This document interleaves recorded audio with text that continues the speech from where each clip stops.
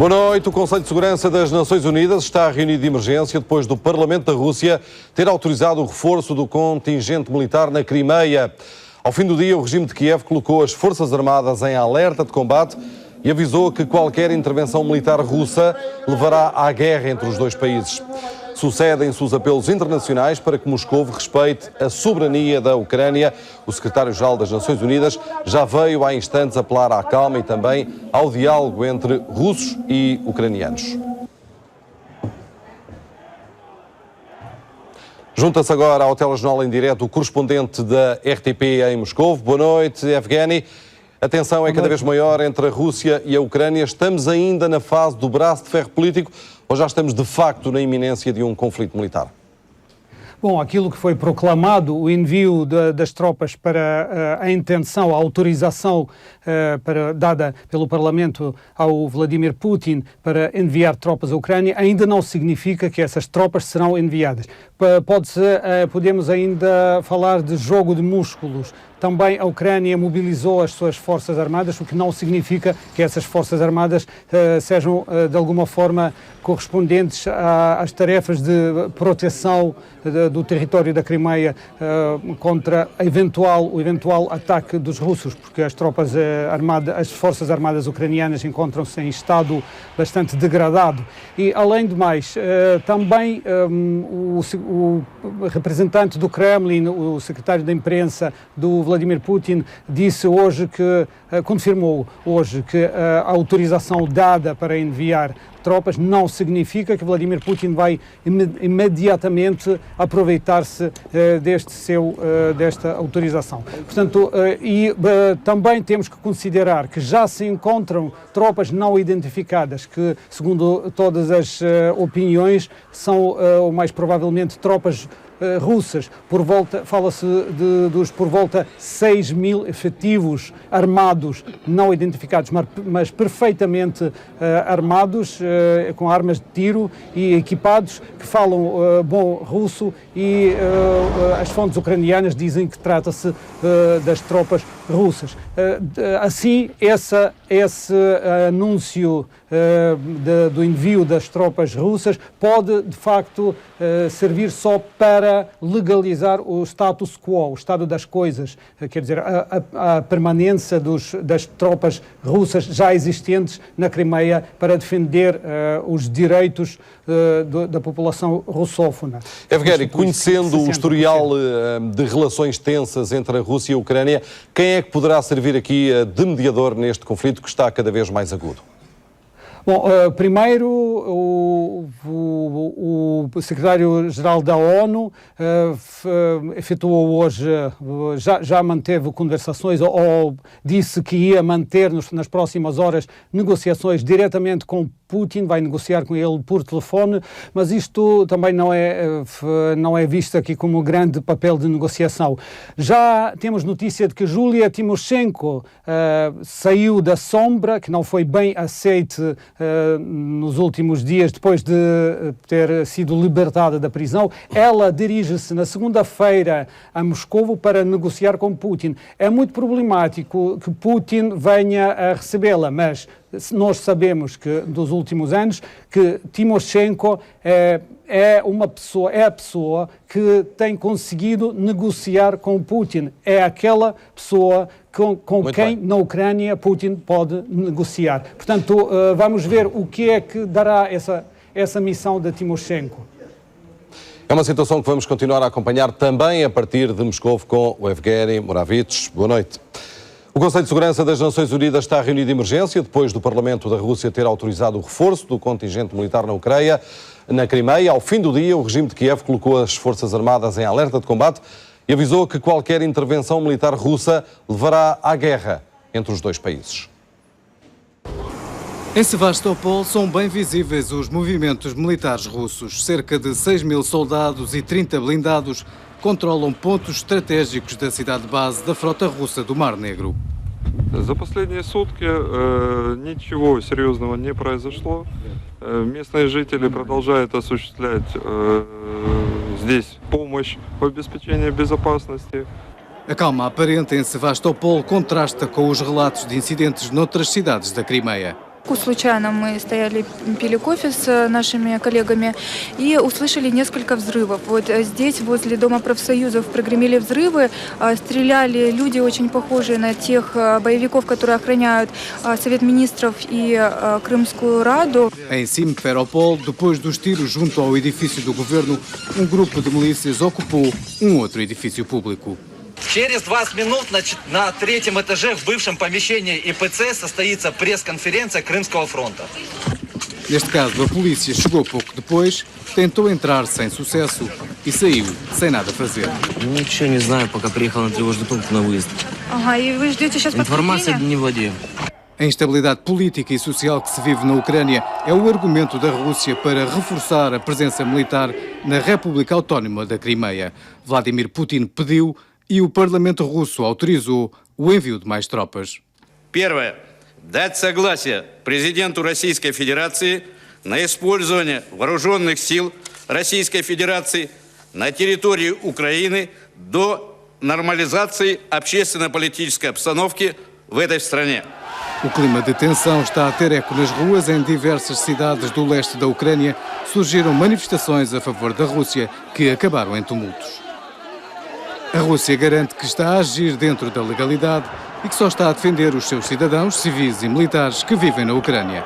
Mas o reforço do contingente militar está a ser entendido como uma provocação.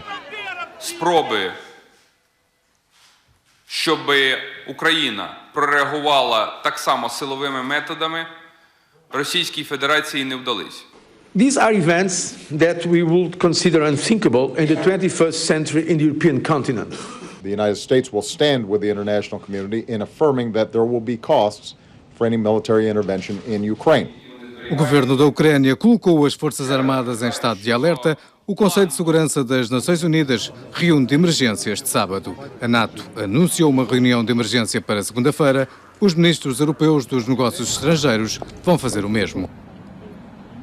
A situação na Ucrânia está a ser acompanhada pela diplomacia portuguesa com muita preocupação. O ministro dos Negócios Estrangeiros está apreensivo, mas mesmo assim, Rui Machete não acredita que esteja iminente um conflito entre os dois países. No Canadá, o Presidente da República remeteu qualquer comentário sobre a Ucrânia para o Ministro dos Negócios Estrangeiros, que o acompanha na visita. Tem alguma declaração a fazer sobre a situação na Ucrânia? Se o Ministro dos Negócios está aí. Rui Machete manifestou-se preocupado com os últimos desenvolvimentos na Ucrânia. Em primeiro lugar, a decisão da Câmara Alta russa de autorizar o envio de tropas para a Crimeia e, em última análise, para aquela região da Ucrânia. Em segundo lugar, haverá uma reunião do Conselho de Segurança às 14 horas de Nova Iorque. Portanto, é um sinal, naturalmente, da preocupação da comunidade internacional em relação à situação. Em terceiro lugar, vai haver uma reunião do Conselho de Ministros dos Negócios Estrangeiros da União Europeia em Bruxelas na segunda-feira, à 1h, em princípio. Portanto, tudo isso são factos que assinalam a preocupação das nações, e em particular da União Europeia, dos Estados Unidos e, no que diz respeito à ONU, da comunidade internacional, com uma situação que se está a desenvolver na Ucrânia. O Presidente da República está no Canadá para uma visita com vista à captação de investimento e melhoria das relações comerciais. O ministro canadiano do Comércio, com quem se encontrou, diz que há margem para que os negócios cresçam. We can go far beyond that because there are clearly some opportunities for Canada and Portugal to partner in some of the Lusophone countries around the world. Neste último dia da visita ao Canadá, o Presidente visitou ainda uma instituição que dá apoio a idosos e a deficientes profundos. Depois segue-se um encontro importante com o Ministro dos Negócios Estrangeiros canadiano, onde está também o Rui Machete. O tema é a situação na Ucrânia. Carlos Matias e Márcia Rodrigues, RTP, Toronto. O Governo está a cortar o subsídio de educação especial a crianças com deficiência. O Provedor de Justiça já recebeu mais de 400 queixas. É uma investigação do programa Sexta às 9, para ver já daqui a pouco no telejornal. Paulo Portas garante que está fechado o dossiê das reformas estruturais na Justiça, mas o número 2 do Governo não confirma se a Troika terá exigido cortes salariais definitivos em troca da ajuda financeira. A última avaliação, a 12 de abril, vai incidir sobre a nova tabela salarial da função pública e a contratação coletiva. Afinal, ainda havia algo a dizer sobre a avaliação da Troika. Um dia depois da conferência de imprensa, o vice-primeiro-ministro anuncia um dossiê encerrado. Por lapso, que só se pode dever ao meu cansaço, eu não mencionei, mas é muito importante, que foi considerado encerrado, ou seja, já definitivamente completo, o capítulo da Justiça na área das reformas estruturais. E sobre a possibilidade de os cortes salariais passarem a ser definitivos, Paulo Portas ignorou a pergunta. Não está a responder à minha pergunta. Meus caros, já fizemos ontem a apresentação, eu apenas mencionei o que faltava fazer e, portanto, se quiserem alguma pergunta de natureza partidária... Doutor, mas está ou não o Governo obrigado a apresentar medidas de austeridade antes de encerrar o ajustamento? Quem não tem dúvidas é o PS. O Partido Socialista garante que a Troika exige cortes. Este 11º exame regular não ficou hoje fechado. O governo português comprometeu-se, nas próximas semanas, a apresentar um conjunto de novas medidas, de cortes à Troika. E por isso, aquilo que é um elemento central, que é o cheque para pagar as nossas despesas que vêm da Troika, ficou naturalmente condicionado à apresentação dessas medidas por parte do governo. Na sexta-feira, durante a conferência de imprensa sobre a avaliação da Troika, a Ministra das Finanças referiu-se à remuneração da função pública como sendo um assunto ainda em debate. Relativamente à tabela remuneratória e à revisão dos suplementos, essa é uma das matérias que também será discutida na última avaliação, na medida em que essas medidas, dizendo respeito a 2015 e anos seguintes, estarão refletidas no documento de estratégia orçamental. Como tivemos a ocasião de dizer, queremos discutir os princípios desse documento com os partidos da oposição. O que é certo é que até 12 de abril, data do regresso da Troika e última avaliação, o Governo terá que ter pronto o documento de execução orçamental para 2015. Nuno Melo é o número 4 da Aliança Portugal, a coligação às eleições europeias, que junta PSD e CDS numa lista única. Os 3 primeiros nomes da lista são social-democratas. Paulo Rangel e Nuno Melo acusam o PS de ser um partido isolado na Europa, mesmo entre a família socialista. Aliança Portugal, assim se chama a coligação PSD-CDS para as eleições europeias. O acordo foi assinado pelos presidentes dos dois partidos. O cabeça de lista, já anunciado durante o congresso do PSD, Paulo Rangel, entra ao ataque ao PS. Não venham reclamar mais saídas limpas ou menos limpas do programa de ajustamento, porque não têm moral, nem autoridade moral para o fazer. Quem não está ao menos disposto para se sentar à mesa, negociar, facilitar e aliviar as condições em que os portugueses podiam sair deste programa, não tem autoridade moral para vir agora exigir ou reclamar modalidades diferentes de saída do programa. Com o fim do acordo com a Troika marcado para 17 de maio, uma semana antes das eleições, Paulo Rangel volta mesmo assim a desafiar o PS para um acordo para depois da Troika. Mas diz que os socialistas portugueses estão isolados, mesmo dentro da família socialista europeia. É frustrante perceber que os socialistas europeus compreendem o governo português, compreendem o esforço dos portugueses, e os socialistas portugueses estão isolados, sozinhos, incapazes de dialogar e de se abrirem para facilitar, para aliviar a situação dos portugueses. Nuno Melo, o primeiro nome do CDS, surge em quarto lugar na lista, juntos na coligação e também nos ataques ao PS. A quem tudo rejeita, nenhuma coisa aproveita. E não se pode não querer resgate, não querer programa cautelar e não querer saída limpa e achar-se que no final se terá alguma coisa para oferecer aos portugueses. Porque não se terá nada a oferecer aos portugueses. Neste acordo para as eleições europeias, o segundo nome do CDS surge em 8º lugar da lista e deverá tratar-se de Diogo Feio, um lugar de risco que pode até nem conseguir a eleição para o Parlamento Europeu. O PS responde que quem está isolado na Europa são os portugueses. Carlos Zorrinho acusa Paulo Rangel de ser um altifalante do governo. Nós esperávamos que Paulo Rangel viesse trazer um vislumbre de política europeia ao PSD e ao PP, mas não. De facto, tem sido um altifalante daquilo que o Governo diz, um ventríloco de Passos Coelho. E a verdade é que não é o PS que está isolado na Europa. Infelizmente, quem está a ficar cada vez mais isolado na Europa são os portugueses, que, arrastados por este governo, estão cada vez mais longe da média europeia em termos de crescimento, de emprego, de qualidade de vida. Esse é que é o problema que Paulo Rangel tinha obrigação de comentar. João Semedo diz que o otimismo do governo é uma fantasia. O coordenador do Bloco de Esquerda lembra que os cortes nos salários e nas pensões vão continuar, mesmo depois da saída da Troika. O primeiro-ministro ontem anunciou que o pior já tinha passado. E o vice-primeiro-ministro anunciou que 2014 ia ser melhor do que aquilo que o governo tinha previsto. Isto é tudo uma fantasia, porque se assim fosse, não seria necessário, como já sabemos que vai acontecer, novas medidas de austeridade. Se assim fosse, aquilo que o governo tinha prometido como transitório, o corte nos salários e o corte nas pensões, não iria ser tornado definitivo, como já sabemos que vai acontecer. 42 estudantes sírios chegaram esta madrugada a Portugal para concluírem os estudos superiores. Eram para ser 80, mas a falta de documentos impediu a viagem de metade dos jovens. É uma história para conhecermos mais à frente no telejornal. Já começou a entrega das declarações de IRS em papel para pensionistas e trabalhadores por conta de outrem. Os contribuintes recebem menos no reembolso e pagam mais imposto. São as consequências do brutal aumento de impostos anunciado pelo antigo Ministro das Finanças, Vítor Gaspar.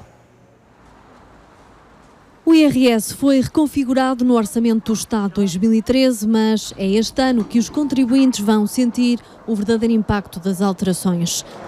O número de escalões diminuiu, já não são 8, apenas 5, e os novos variam entre 14,5% para quem ganha até 7 mil euros por ano e 48% para rendimentos anuais acima dos 80 mil. Os especialistas dizem que os que menos ganham vão ser os mais penalizados. Podemos apontar para um aumento da carga fiscal para os contribuintes da classe média por via da redução do número de escalões, na ordem dos 10% ou 15%. Novos escalões e novas regras para as deduções à coleta. Não há um limite para rendimentos anuais até 7 mil euros, mas não terão direito a deduzir os contribuintes com rendimento superior a 80 mil euros.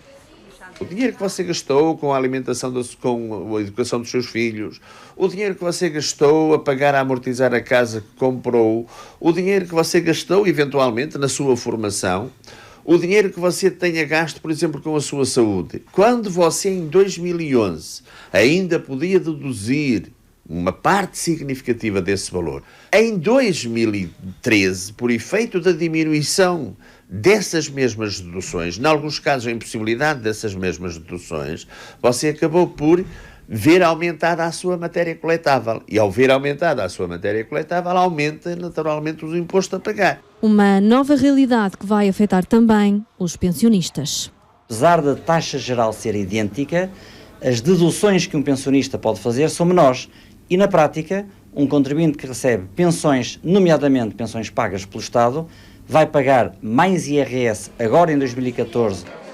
Os trabalhadores independentes vão passar a ter também uma fatia maior do rendimento sujeito a IRS. A percentagem sobe de 70% para 75%. A somar a tudo isto está ainda uma sobretaxa de 3,5% no IRS, transversal a todos os contribuintes. Os especialistas consideram que o imposto está a desviar-se do caminho para o qual foi criado. O que é que estamos a tributar hoje? São rendimentos na fonte e que não absorvem a realidade familiar. Como seja uma doença, como seja o esforço que faço na compra de uma habitação, o esforço que faço para dar uma formação aos meus filhos, o esforço que eu próprio faço na minha própria formação. Ou seja, não está a haver condições para que as pessoas vivam com o mínimo de dignidade. E o ideal é não deixar a entrega das declarações para a última hora. As multas por atraso também aumentaram. O Governo está a cortar o subsídio de educação especial a crianças com deficiência. O Provedor de Justiça já recebeu mais de 400 queixas. A investigação do programa 6 às 9 desta semana revela que há parceiros de escolas que estão a colocar em causa as decisões dos médicos. Quem é que temos aqui, Mateus? Quem é? É... A... Vá... Vá... Oh. Vá, é a vaca, não é? Em bom rigor, aos 6 anos, Mateus ainda aprende a articular as primeiras palavras. É uma criança de 6 anos e 3 meses que a única frase que diz é o carro. Daí a surpresa de José quando recebeu a resposta ao pedido do subsídio de educação especial. Indiferido. Ficou a saber pela página da Segurança Social. Surpreendido e revoltado também. É uma revolta muito grande porque fazemos um grande esforço, fazemos a nossa parte e a Segurança Social não faz a parte dela, que é, sobretudo, olhar para os mais carenciados e por quem mais precisa. 2.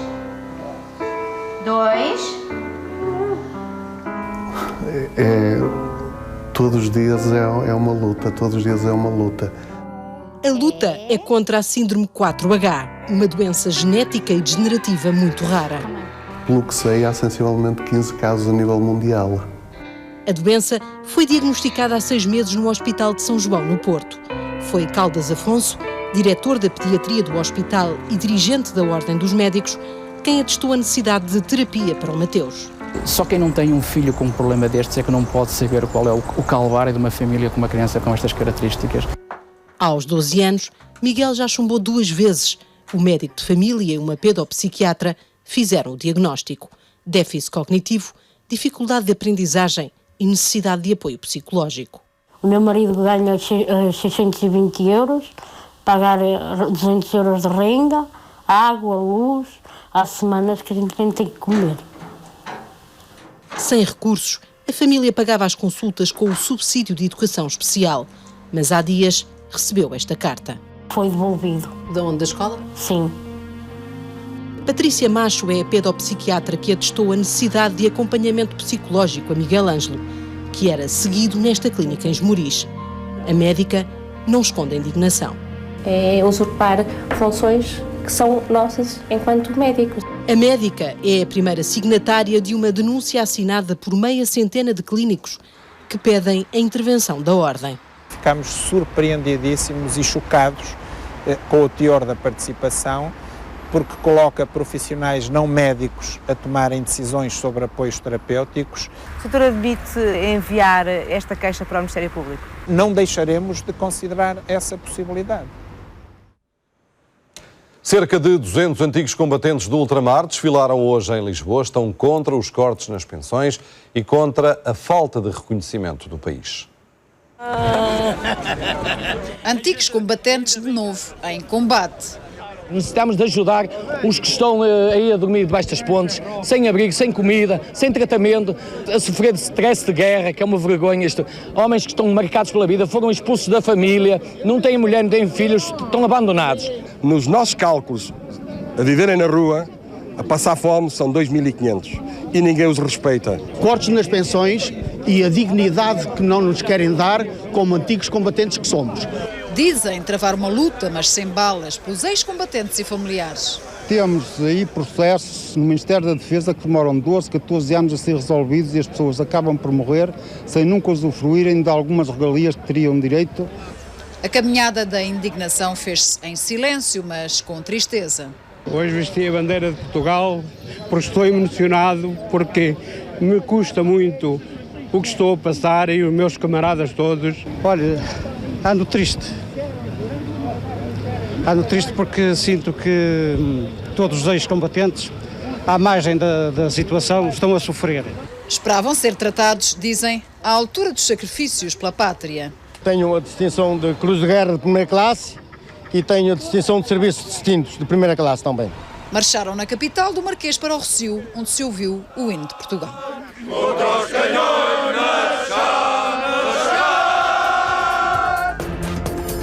Polícias e manifestantes voltaram aos confrontos nas ruas da Venezuela. Uma pessoa morreu e já são 18 as vítimas mortais desde o início destes confrontos. Para ver mais à frente aqui no Telejornal. 42 estudantes sírios chegaram esta madrugada a Portugal para concluírem os estudos superiores. Eram para ser 80, mas a falta de documentos impediu a viagem de metade dos jovens. Estão a ser acolhidos ao abrigo de um programa criado por Jorge Sampaio e nos próximos dias começam a estudar em universidades e politécnicos portugueses.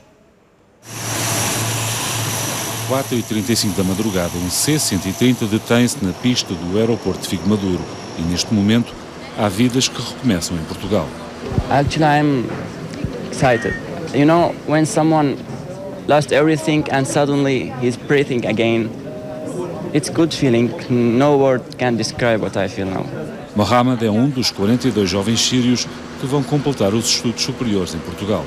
I'm like all of the students, they came, we lost our study in Syria and we didn't have any hope to complete it. So we are in Turkey, Lebanon, another country around Syria. But now, thanks Portugal, you give us a hope again to complete our study. Muitos são estudantes de mestrado, outros vão completar licenciaturas em politécnicos e universidades portuguesas de norte a sul do país. I just signed at University de Minho in Braga city for studying master in architecture.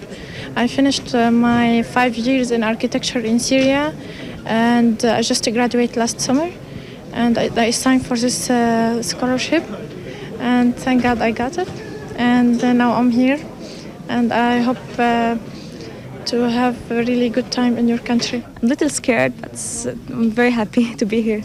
I'm so lucky to be here. Scared why? I left my family. The first time we left my family.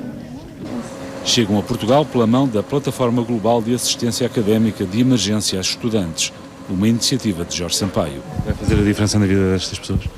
Eu não tenho dúvidas sobre isso, não é? Porque, de facto, a aspiração a não interromper estudos, gente qualificada, que viu as universidades arrebentadas, professores fugidos, estudantes partidos, famílias completamente despedaçadas, uns de um lado, outros do outro, enfim, aquilo que a gente vê nos jornais e vê é a pura realidade que nos foi transmitida nesses últimos 2 meses de uma forma particularmente intensa e, portanto, estas pessoas, no fundo, vêm da guerra, não é? Yeah, it's our pain.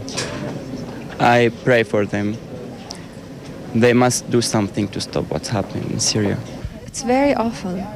Awful. You feel that death is really next to you. Any moment you may die, you may live. You don't know what's going to happen after 5 minutes. It's really difficult. Para trás fica a guerra civil na Síria, pela frente tem uma nova realidade. There are a few formalities. Yeah. One is that you have to have a fiscal number, a tax number. Yeah. It's not that you're going to pay taxes. It's not the case. But o período é agora de adaptação. Os estudantes vão ficar alojados em residências universitárias. O programa Erasmus é considerado um dos maiores sucessos da União Europeia. O programa de intercâmbio de estudantes passou a chamar-se Erasmus+, e engloba todos os programas de mobilidade na área de educação em vários pontos do mundo. O orçamento foi aumentado em 40%. Hola, ¿qué pasa, tío? Hola. Ven, ¿no tiene más? La cena es hora después, ¿eh? The bills from the shopping, give me everything. En la Facultad de Letras de Lisboa y estoy estudiando Historia. I'm from Hungary. Derecho en la Universidad Clásica de Lisboa. Instituto Superior Técnico. I'm Hanna Marinieminen. I'm 20 years old physiotherapy student from Finland.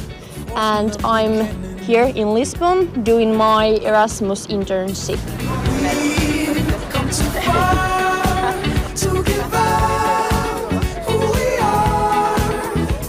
Ambientam-se à temperatura, aos ritmos e à cidade.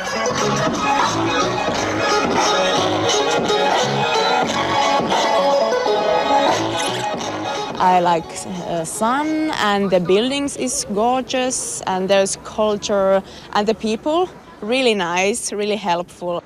Chegaram há pouco mais de um mês e ainda se perdem nas ruas de Lisboa.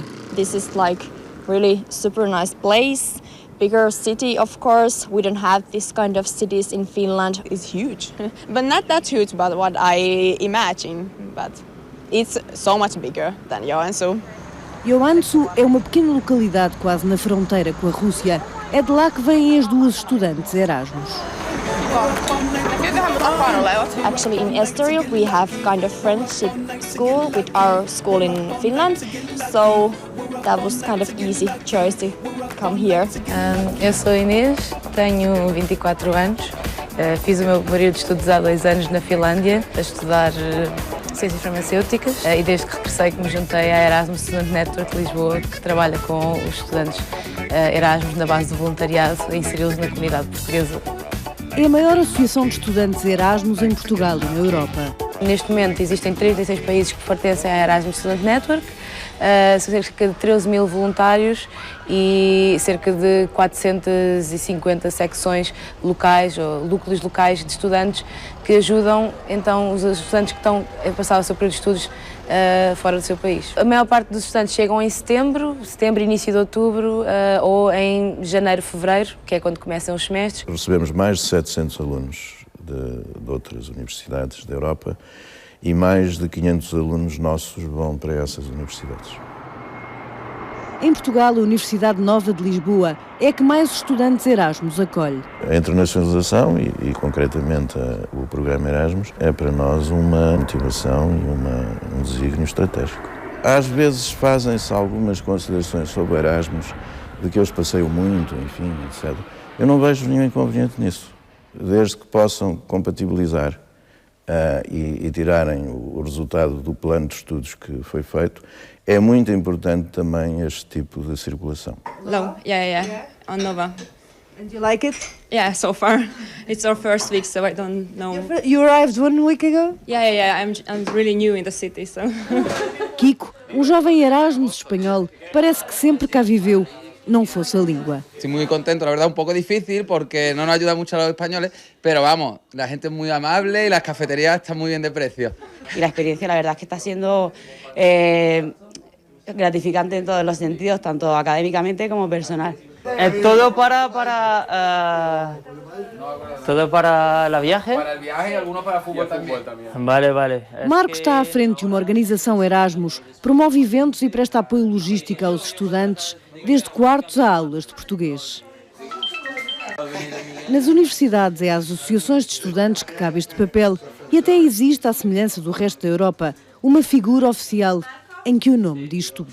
O Buddy é um aluno português que se candidata, se voluntaria para ajudar na recepção aos alunos internacionais no início de cada semestre. Dá sempre jeito de ter alguém que faça o primeiro contacto, que vá, por exemplo, buscar ao aeroporto, que mostre quais são os supermercados mais perto da casa, do local de residência. Eles chegam passado um mês. Eu não sabia que isto era tão difícil, como é que eu vou fazer isso? E aí também damos os nossos conselhos. Isso não tens que te matar a trabalhar, é uma questão de gestão de tempo. Podes continuar a sair à noite e fazer as tuas coisas, podes continuar a ir fazer surf para a Costa da Caparica, que eles adoram fazer isso, e damos esse tipo de aconselhamento, sim. O Erasmus é um modo de estudar noutros países, noutras universidades, mas é um modo também de conhecerem outras culturas, outras mentalidades. E também é um motivo, muitas vezes, de arranjarem namoros, enfim, a sua vida futura. Eu conheço alguns casos. Isso é um aspecto importante, porque visa precisamente uma maior integração, uma só Europa. E a Europa quer-se animada.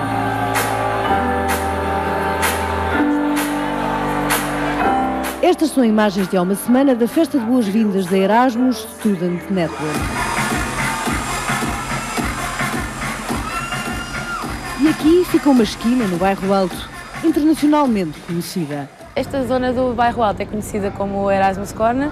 É uma zona onde os estudantes costumam vir sair à noite, muitas vezes depois das aulas, e principalmente os estudantes internacionais. Existe depressão para os Erasmus? Existe sim, pelo menos uma dificuldade de reinserção social após passar um período de Erasmus, porque é uma experiência muito específica e muito única na vida de uma pessoa e num período tão jovem da nossa vida, que quando voltamos muitas vezes não é tão fácil reintegrarmos e realmente as pessoas não se sentem as mesmas, não se sentem depois de passarem... não se identificam tanto com a vida que tinham antes. A vida de Kaia e Anne-Marie não é assim tão diferente em Erasmus. Há 2 anos que não vivem em casa dos pais. Na Finlândia é comum. Menos vulgar é a vida na residência Erasmus. Today we have Hungarian and Finnish dinner, so we are making dinner for 50 people, but I think there are gonna be more people. Como organização Erasmus, somos dos poucos que realmente tem um edifício onde temos uma concentração de Erasmus tão grande.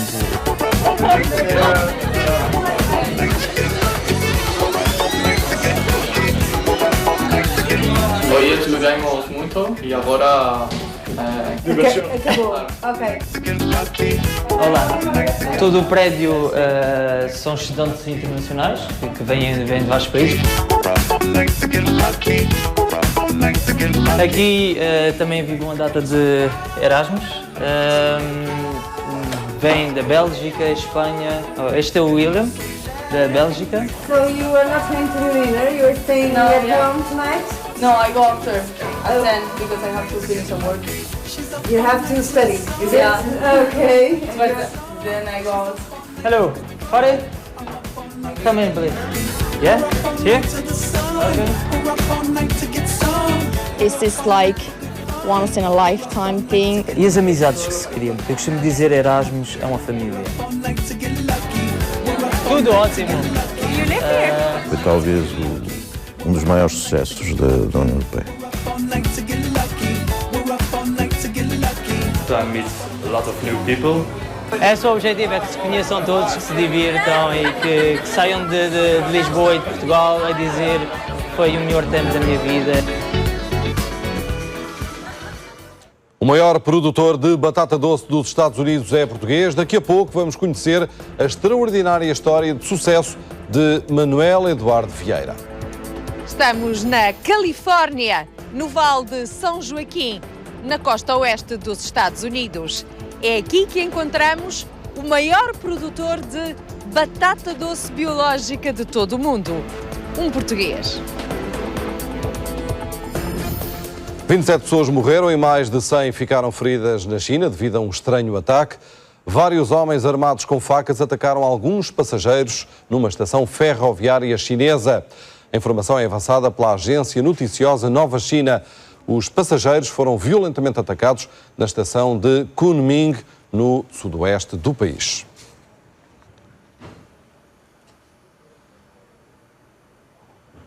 Polícias e manifestantes voltaram aos confrontos nas ruas da Venezuela. Uma pessoa morreu e já são 18 as vítimas mortais desde o início destes incidentes. As autoridades venezuelanas prenderam dezenas de pessoas.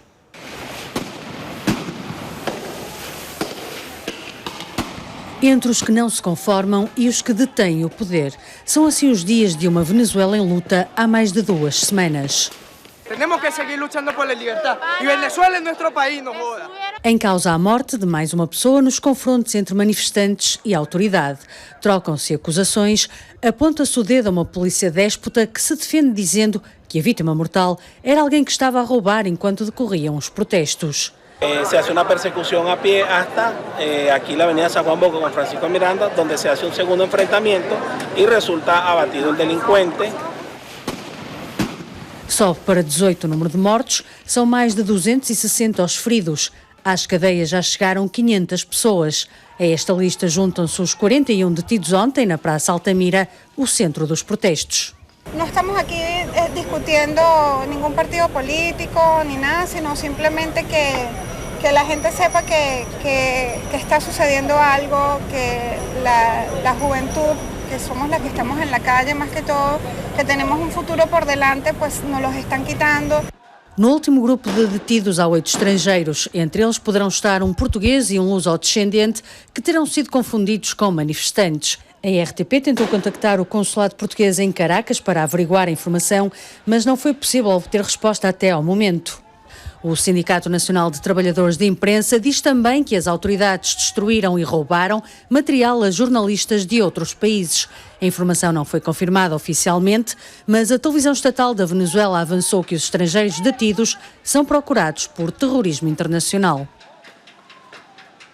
Uma das maiores comunidades portuguesas da América Latina está precisamente na Venezuela. São cerca de 400 mil portugueses e 1.300.000 luso-descendentes. Vivem com receio num país há várias semanas em convulsão, com violentos confrontos nas ruas. A população queixa-se de dificuldades nos abastecimentos. No trajeto da casa onde eu estava até a minha casa já estavam a queimar, a pôr pneus, a fechar as estradas e a queimar. Bárbara Vidal, venezuelana, filha de pais portugueses, vive no centro dos confrontos. Não temos alimentos. A vida das pessoas aqui na Venezuela tem sido à base de, por exemplo, estar à espera quando é que chegam os caminhões aos supermercados, estar atento às horas em que chegam e fazer uma fila à porta do supermercado para ver o que é que o caminhão trouxe. Os protestos começaram a 12 de fevereiro com uma marcha pacífica de estudantes contra a insegurança, mas intensificaram-se nesse mesmo dia. Foi apenas o início da violência. Os números apontam para 14 mortos. Quem lá vive, duvida. Isto é impossível. Eu não acredito nisso. Numa situação normal, por exemplo, em Caracas, num fim de semana, podem morrer 80, 100 pessoas porque vão ser roubados ou assim. E numa situação destas, que é muito mais perigosa, eu não acredito que sejam só 14 mortos.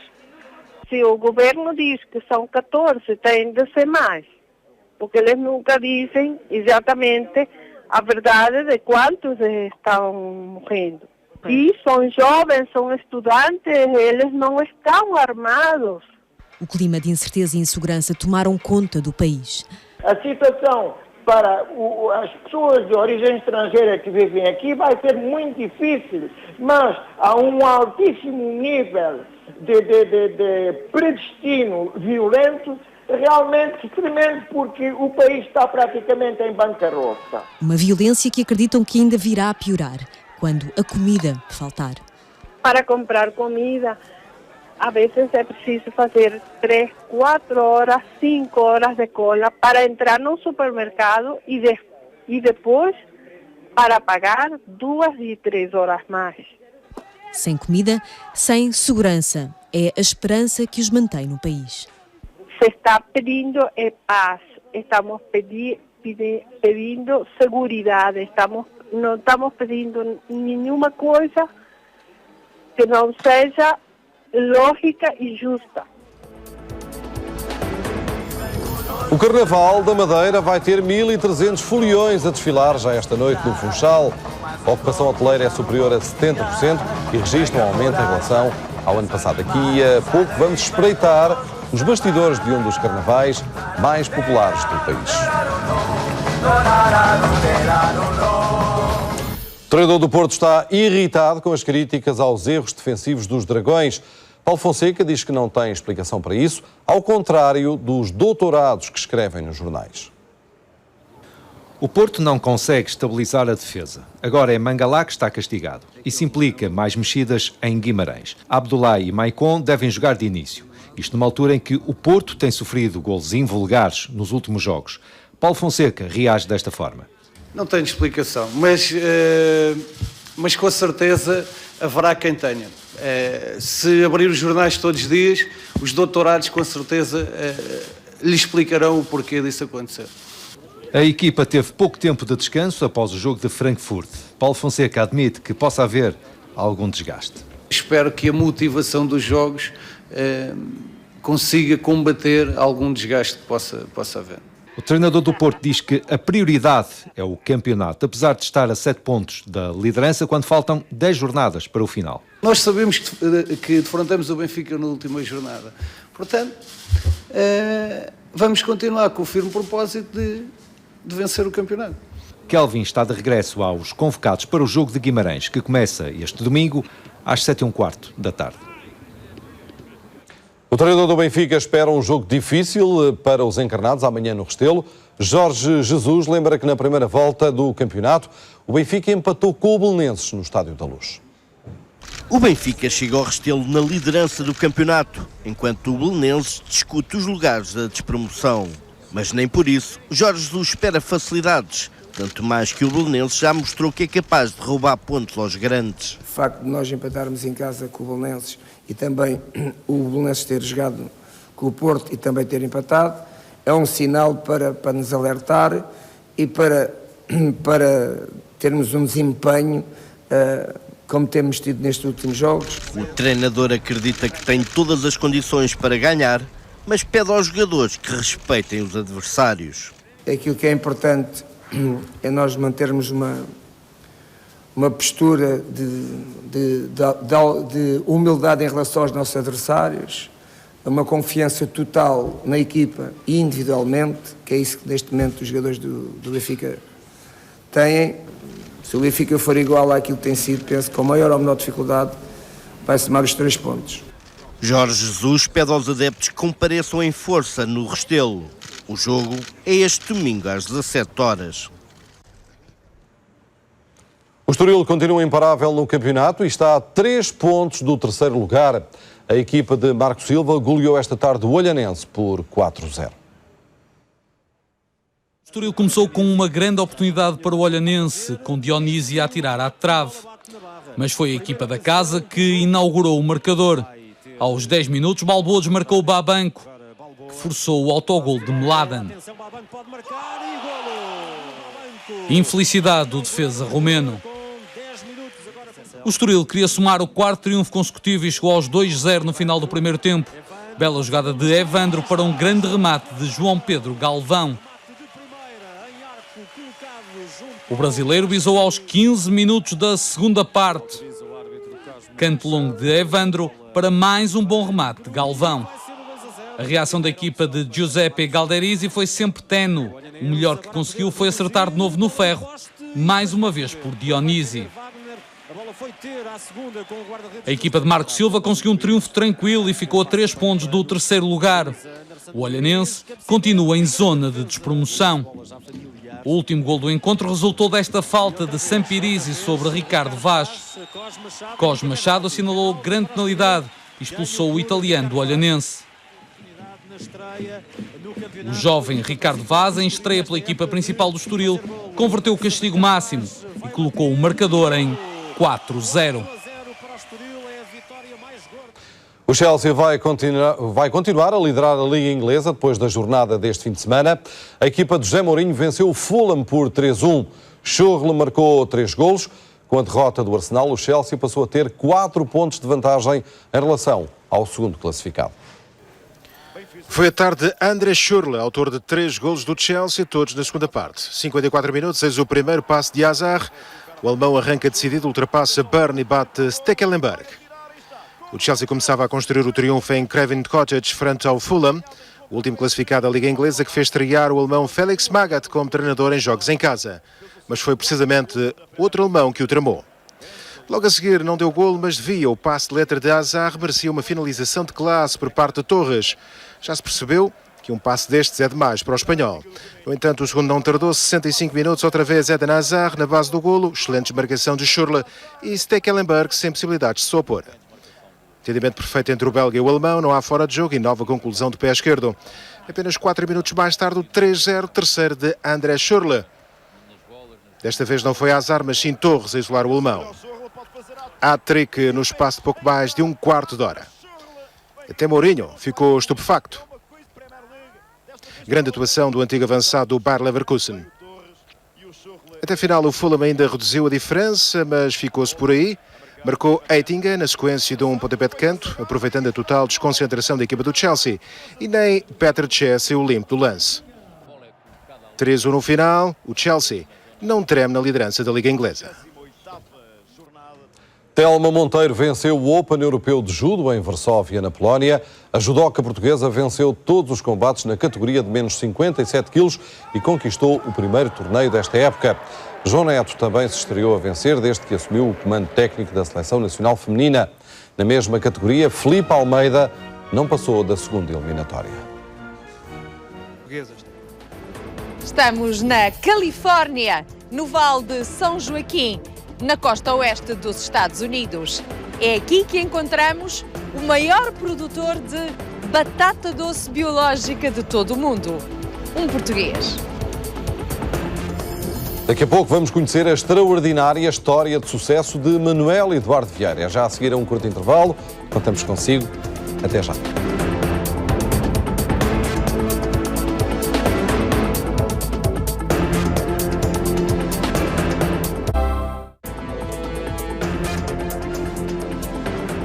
Já começou o Carnaval no Brasil. Ontem à noite, os foliões desfilaram no famoso Sambódromo do Rio de Janeiro. O Carnaval é uma das principais atrações turísticas da cidade maravilhosa, que por estes dias já concentra multidões. Aqui ninguém quer saber se é uma festa cristã ou pagã. O corpo só reage à música e ao prazer. A primeira vez, mas está muito bom, muito bom, muito bom. Pra quem nunca veio ver, é uma beleza. First time, yeah, it's awesome. I love it. I love everyone. I love Brazil and I love Carnival. It's great. Eu sempre tô aqui no bloco, não tem jeito. Carnaval já há 2 semanas aqui, a Branca de Neve tá em todas, cara. Este é o Carnaval das ruas do Rio de Janeiro. São os chamados blocos e são às dezenas. Dentro do Sambódromo, a competição exige outro nível de entrega. É o resultado de um ano de trabalho. Tudo tem de bater certo. Me preparei firme, tô com o meu objetivo aqui em foco, é muita emoção e vamos ver no que vai dar super certo, já deu certo. Profissionalismo, mas com emoção. É maravilhoso, né? Desfilar é sempre bom, a alegria do povo, do carnaval, do grupo, do Rio de Janeiro, isso é a nossa cara aqui. A sensação que a gente sente aqui na avenida pode se comparar, de repente, com um jogador de futebol fazendo um gol no Maracanã com a casa cheia. O maior carnaval do mundo deverá receber este ano 3 milhões de pessoas. No Funchal, hoje realiza-se o habitual curso noturno. São 10 grupos que juntam 1.300 foliões num dos carnavais mais populares do país e que atrai muitos turistas ao arquipélago da Madeira. Vamos em direto para o Funchal. Boa noite, Cesário Camacho. Ocupação hoteleira superior a 70%, uma subida em relação ao ano passado. Em relação ao ano passado, estima-se que sejam à volta de 20 mil os turistas que escolheram a Madeira para passar a época carnavalesca. O cortejo alegórico esse arranca já daqui a pouco, às 21 horas. É um dos cartazes turísticos mais importantes para a região autónoma. Perguntava ao diretor regional de turismo, Bruno Freitas, que impacto tem o carnaval para a economia e também para o turismo da região. Olá, muito boa noite, uma saudação especial a todo o auditório do Canal 1. O turismo e o carnaval estão de certa forma associados. Isto é um grande cartaz turístico, temos cá cerca de 20 mil turistas, uma ocupação fabulosa nesta altura do ano, 74% nos nossos hotéis. Tem um grande impacto, seja ao nível local, seja ao nível turístico, porque isto é um cartaz turístico, mas é também uma grande vivência por parte das comunidades locais. Estamos a falar de turistas do norte da Europa, aqueles que procuram a região nesta altura. Essencialmente, nesta altura do ano, a Madeira é caracterizada por ter turistas mais nortenhos do ponto de vista europeu, ou seja, o mercado escandinavo, a Alemanha e o Reino Unido são os mercados preponderantes nesta altura do ano. Para daqui a pouco, o que é que se pode levantar um pouco do véu daquilo que vai acontecer? Ora bem, temos cá esta noite de 10 grupos a desfilarem aqui nesta avenida, cerca de 1.300 pessoas a dar brilho, a dar cor, a colorir, porque o tema deste ano é Madeira Carnaval Brilhante e é de certa forma com esta temperatura de 20 graus vamos ainda aquecer mais este espaço, esta cidade, esta ilha que tem no Carnaval um dos seus principais festejos anuais. Uma temperatura amena que com certeza fará com que milhares de pessoas estejam esta noite na Baixa do Funchal, na Avenida do Mar e das comunidades madeirenses, para assistirem a este desfilar de 10 grupos, 1.300 figurantes que vão com certeza dar muito som, muito colorido, muita animação, movimento à Baixa do Funchal. Recordo que o Governo Regional investe 280 mil euros num dos principais cartazes turísticos da região autónoma da Madeira. O Carnaval esse prolonga-se até à próxima terça-feira gorda. Entretanto, esta noite, há com certeza, depois deste desfile marcado para daqui a pouco, há com certeza muita animação nos bares, hotéis e restaurantes da cidade. O curso noturno do Funchal vai ser transmitido na RTP1 quando faltarem 10 minutos para as 11 da noite. O maior produtor de batata doce dos Estados Unidos é português. Manuel Eduardo Vieira vive na Califórnia e construiu um império graças a um mercado de 400 milhões de consumidores. É mais uma extraordinária história de sucesso na América, contada pelos correspondentes nos Estados Unidos, Edson Tanaka e Márcia Rodrigues. Estamos na Califórnia, no Vale de São Joaquim, na costa oeste dos Estados Unidos. É aqui que encontramos o maior produtor de batata doce biológica de todo o mundo, um português.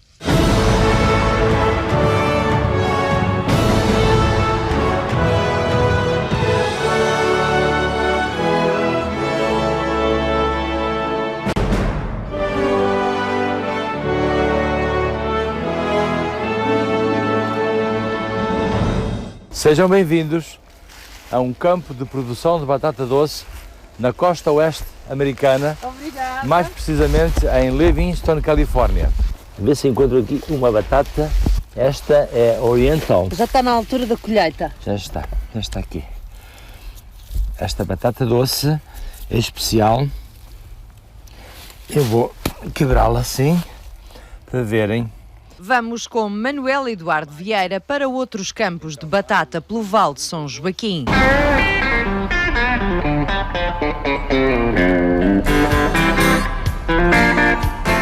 Seguimos-lo no seu carro, com uma matrícula bem ao estilo americano. A placa diz King Yam, o rei da batata.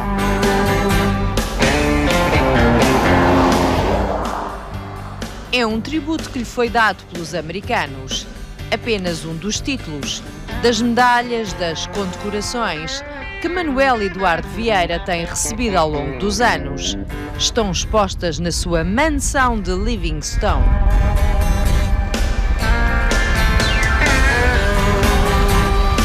Essa medalha? Primeiro é a comenda da Ordem do Mérito, entregue por Sua Excelência o Sr. Presidente da República, Cavaco Silva. É a insígnia autonómica de mérito do Governo da região autónoma dos Açores.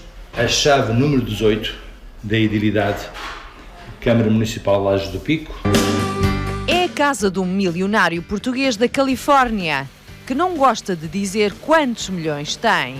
Um imigrante açoriano que construiu toda a fortuna a partir de uma pequena empresa que comprou um tio. Transformou-a.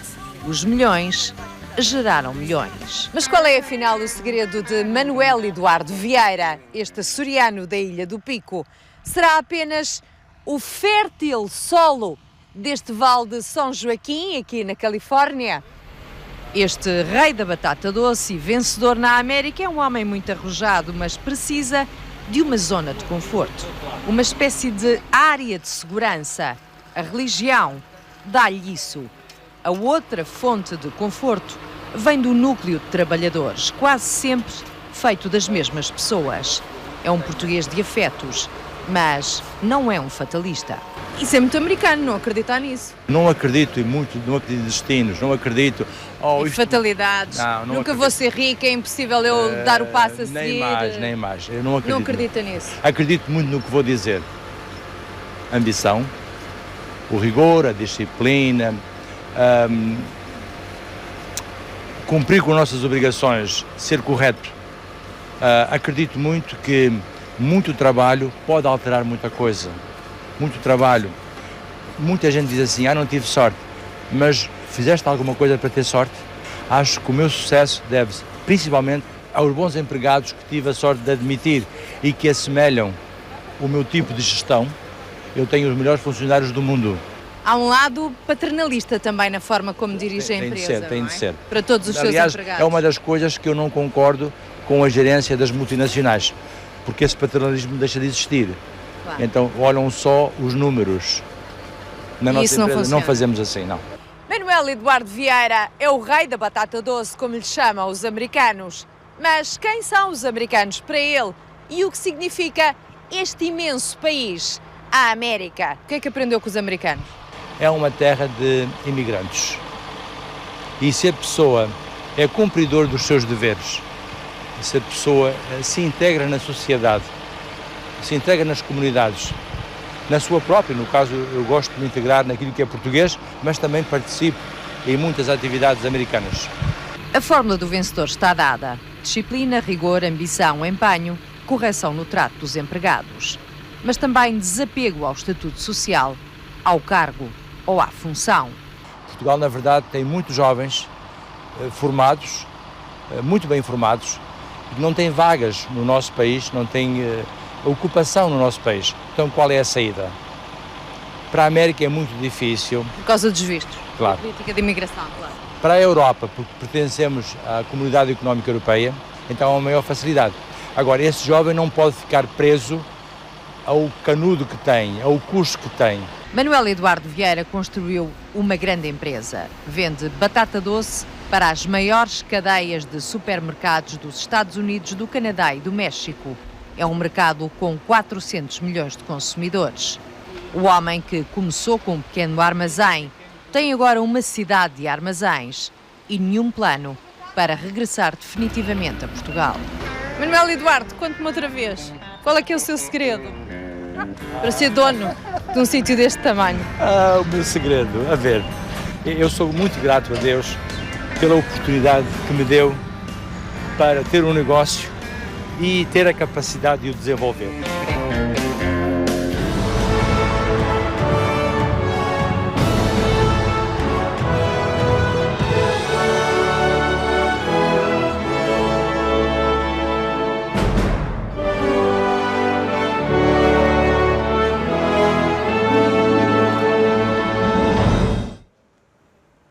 Guillaume Gallienne foi o grande vencedor da Noite dos Césares em Paris. A Gaiola Dourada de Rubén Alves fazia parte da lista para o melhor primeiro filme, mas não conseguiu o troféu. É a noite das noites do cinema francês, um remake dos Oscars. Tempo de consagração anual para quem é quem na cinematografia gaulesa. Ator, atriz, realizador, filme, enfim, algo já muito visto noutras paragens. Mas há uma história portuguesa no meio, a Gaiola Dourada. Qui a voté pour la cage dorée? Ah, donc beaucoup de portugais ce soir dans la salle. Très bien. Bom, venceu na categoria de primeiro filme uma figura já consagrada. Guillaume Gallienne levou ainda mais 4 estatuetas, entre elas melhor filme e melhor ator. Após a distribuição dos Césares, um jantar no prestigiado restaurante Fouquet's, em Paris. Era importante ter vencido? Ai, que pergunta, não sei. Não era fundamental. Não é importante, não sei. Era... Sabia bem. Mas fomos como digo, pisados, arrasou aquele filme do Guillaume Gallienne e estou muito contente porque gostei muito do filme. E assim se fez a Noite dos Oscars franceses, que aqui se chamam Césares. Fica para a história que um filme, La Cage Dorée, figurou na lista final.